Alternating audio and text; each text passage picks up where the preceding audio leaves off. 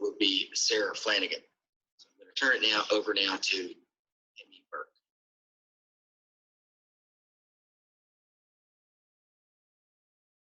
Hello, and thank you for participating in our first virtual press briefing. Hamilton County Health Department reports 5 new cases of COVID-19 today, a total of 68 cases. Fortunately, we must report that we've had 5 new deaths related to COVID-19. 3 more today, bringing total deaths in Hamilton County residents to 8. 3 most recent deaths occurred in individuals 65 years of age or older. We send our deepest condolences to their families. I'd like to thank everyone in Hamilton County following our guidance to stop the spread of this disease.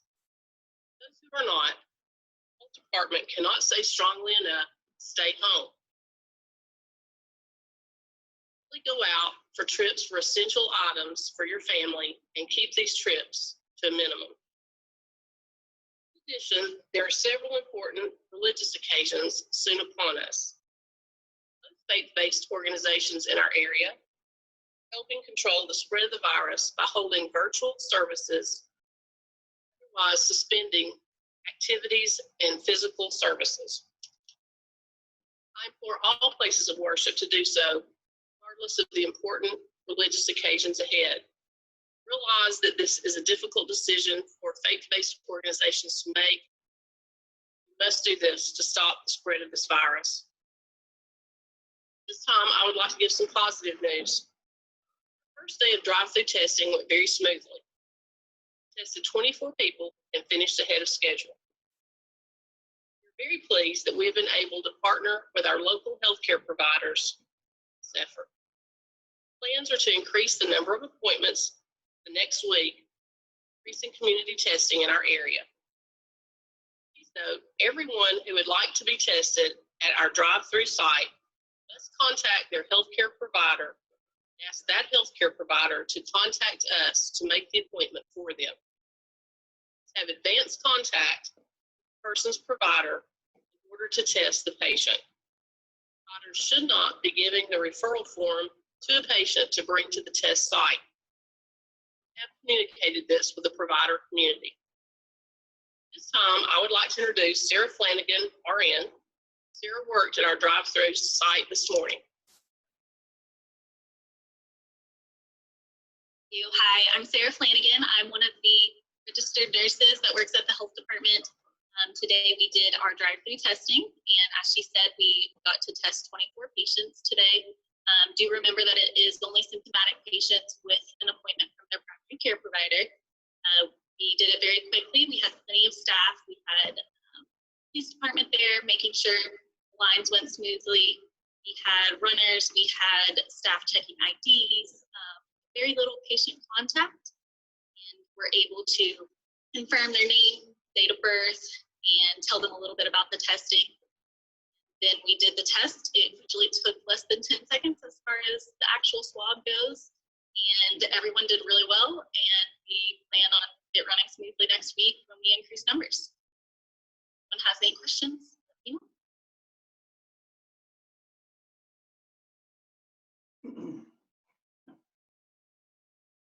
Okay, so at this time, if you'll use the virtual hand raise in the participant list next to your name, you'll see a hand, and click on that, raise your hand, and I will go down the list and make sure that each of your questions are addressed. And so you can, raise the hands as needed, and we'll close out.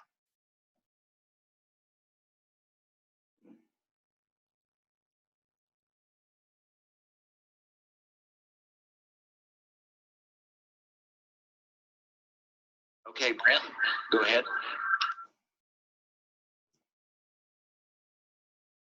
Okay. Yeah. This is a question, we're from Channel 9. This is a question for Sarah.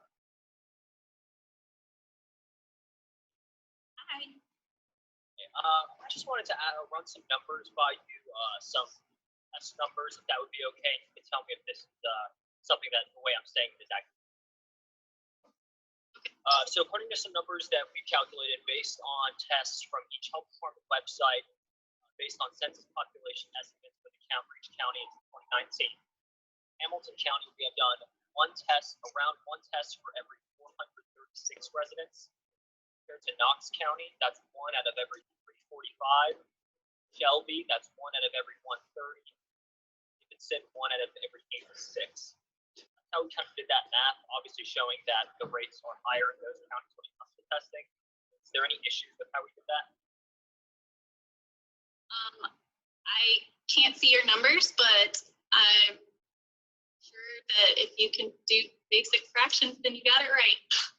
I want to ask because, when it comes to those numbers, it's showing that they're doing more testing for residents. Is that fair to say?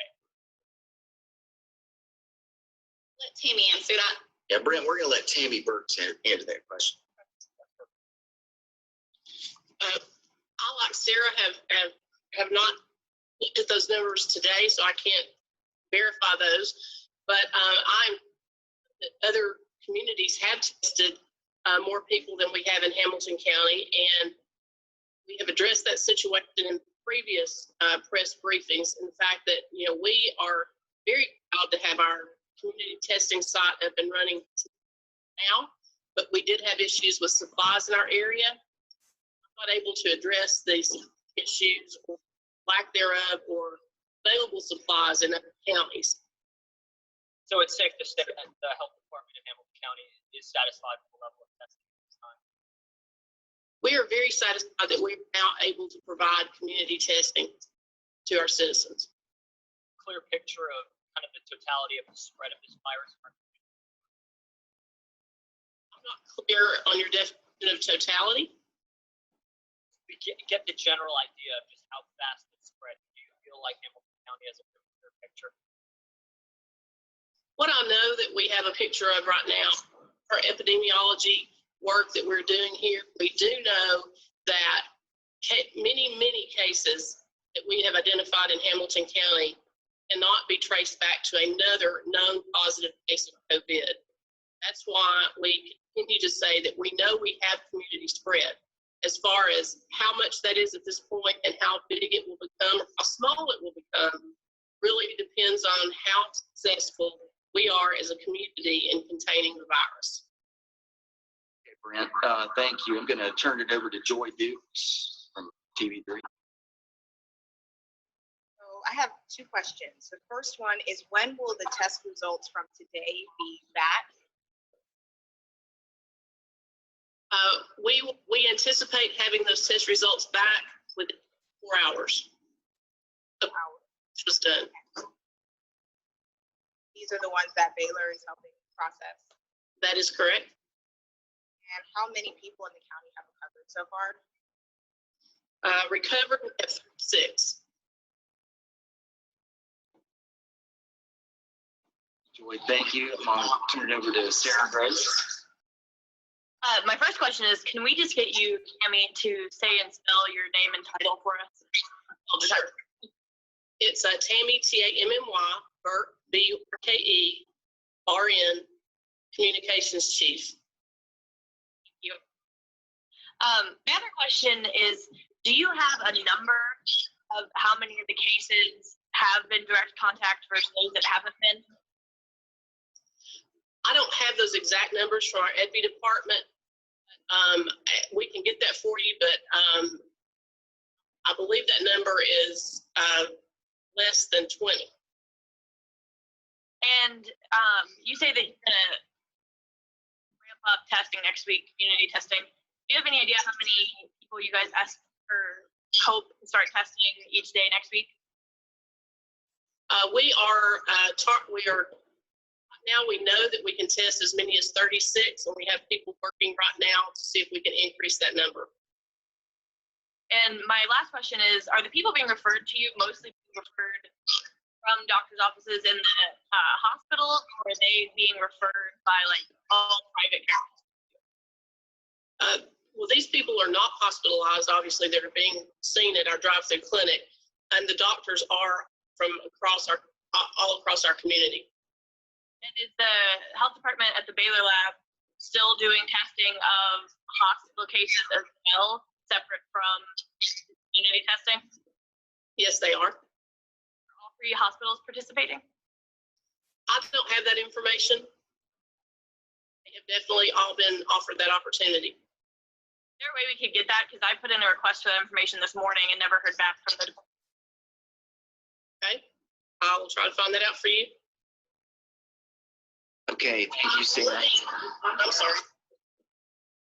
We also, I did hear from our epi department that we have 2 of our 20, we have 20 of our cases are epi linked.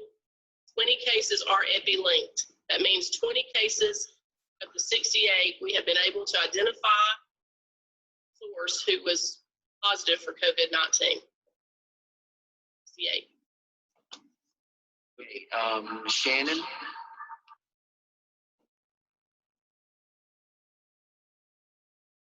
I had a question about when the next round of drive-through testing, is that just going to be Monday through Friday testing the same time period? I'm sorry, could you repeat your question? Yeah, the testing for drive-through testing at the admission sites, are you guys going to do that Monday through Friday around the same time period that you did today, or what does that look like moving forward?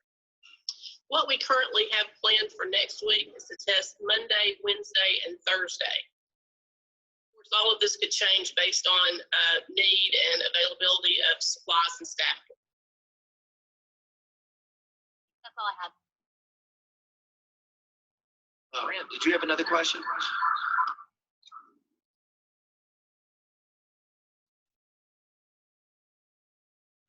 I had a question.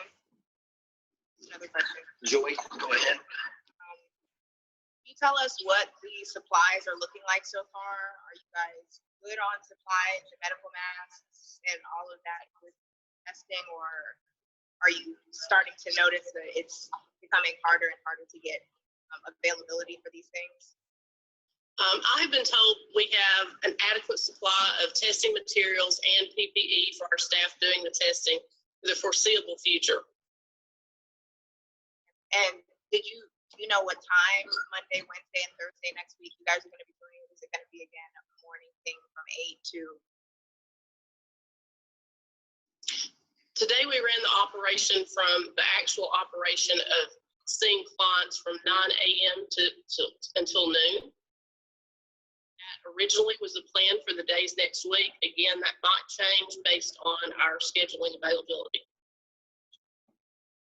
And can you clarify, I know Sarah Grace had asked something similar. Can you clarify that this is something that's now open to the public? Because I know initially the plan was for medical providers or staff members and people who are in the hospitals that were sick to be tested first. Is that going to be something that's open to the public now? If we are notified from the hospitals that they have persons in that category, we would prioritize them. So they're still priority at this point. Yes. Is that all you saw today? Okay. So just to clarify, people who are not working in the hospital or in the hospital can come after speaking with their care provider. They can come. I'm glad you asked that question because this is really important to how our operation is conducted right now. Physicians are the only, well, not physicians, healthcare providers are the only people who can contact the health department and make an appointment for someone to be tested. The reason for this is we also want to ensure that anyone we test is linked to a healthcare provider in order to get any follow-up care. In the event that someone does not have a primary care physician, what would they need to do? Go to an urgent care or? Yes, they can do that, certainly. I would prefer that they call that urgent care center first. Many of our local providers are doing telemedicine, and that certainly helps reduce the spread of virus, particularly if people are symptomatic. And if they don't have a private provider and they don't don't know who to go to in the community, they can contact our hotline, 423-209-8383. We have some connections for them if they are symptomatic and cannot locate a provider in our area.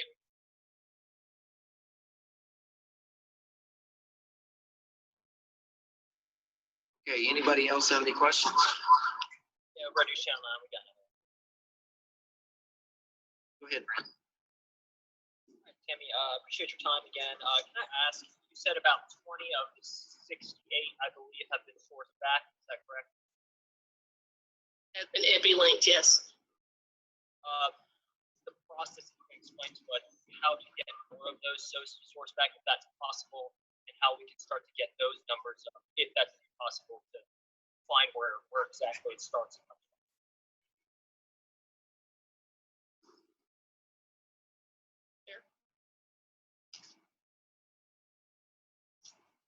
So one of the issues with the virus is if someone's positive, goes out to the grocery store, is touching stuff at the grocery store, we still don't know how easily transmittable it is on surfaces and things like that. So to say that everything can be EpiLinked to another person is very difficult to do because the onset still doesn't tell us when they first started being transmissible.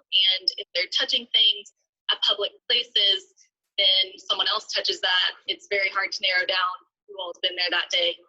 It's very obvious when someone is a household contact or a close contact of a positive, but that's why we encourage the staying at home, because then we're not having positives out in the community, someone getting it that way. So that's why sometimes just isn't 100% possible.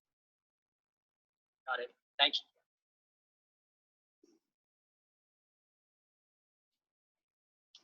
I'd like to say something, follow up Sarah's comments. Thank you, Sarah.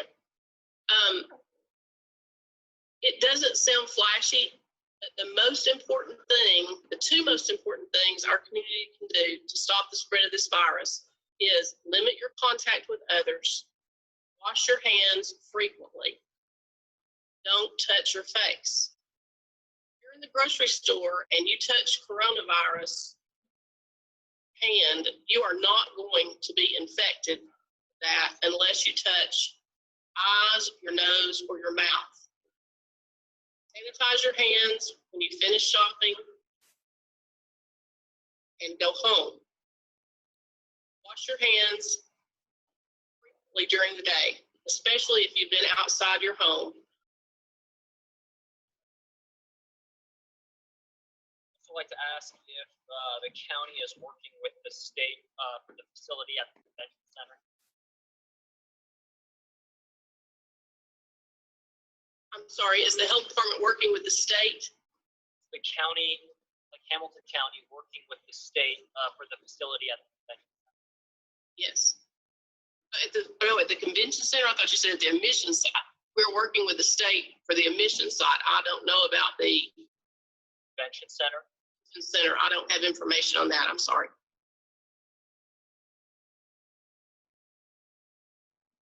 Are you able to, Any other questions? Sarah Grace, can I ask one more? Are you able to share any information about if there are clusters or groups of cases anywhere in the county? We are not seeing any clusters in the county at this point. Are there any hospitals that are specifically burdened by a number of cases? Not that I've been made aware of.